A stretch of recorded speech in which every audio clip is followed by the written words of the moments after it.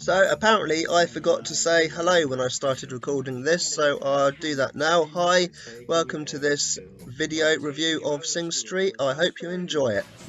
So I've just watched the film Sing Street and I really liked it. It was a really good film. I had no idea what to expect when I watched this because I'd done no research on it, hadn't looked it up. I literally went online to see some new independent films. Sing Street was on the list, so I watched it. I really enjoyed it. It's a film about a teenage boy. He's only 15, goes to school, so instantly you're thinking, oh no, it's some teen movie, but it's not like your typical American teen movie. This one's set in Dublin, Ireland, so it's quite different to the sort of stupid teen movies you get out of America. It's actually, considering it is about kids, feels like a grown-up film in some respects, but obviously it is about youngsters doing what youngsters do. It's set in 1985, and because it's set in Ireland in 1985, my first thought was, oh no, they're going to talk about all the political stuff, but they don't mention it. There's no mention at all about what was going on in politics at the time. It's as if it wasn't there, and I kind of like that because it just talks about normal people living their normal life, so that was actually quite refreshing really. And being in 1985 had an amazing soundtrack. I think they played every single good song that was around at the time. I mean, I really like the 80s music, anything 80s I really like, so for me that was a complete bonus. So there's this guy called Connor. He's moved to a new school because his family can't afford to send him to the one he was at, and when he's there he meets a girl who's a little bit older than him. She's not actually in school, but in order to impress her he starts a band, and the story is basically him progressing the band, building it up to impress the girl and hopefully win her heart. It's not a completely easy journey for him along the way. I mean, he actually doesn't know anyone really from the school, so he needs to find people quickly to set up the band, and this actually goes quite well for him, and he has to write music, and his brother helps him quite a lot with the band. It's quite a...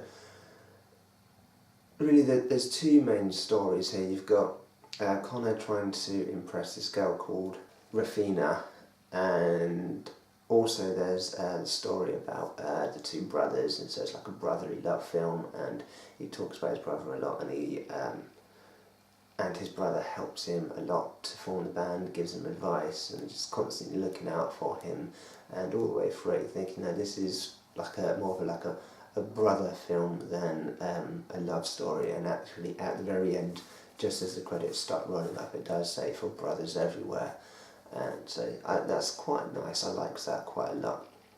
So I really like the pacing of the film. It had a steady pace all the way through. It didn't kind of go really fast and then really slow. It was kind of a constant pace all the way through. It was a nice, gentle pace.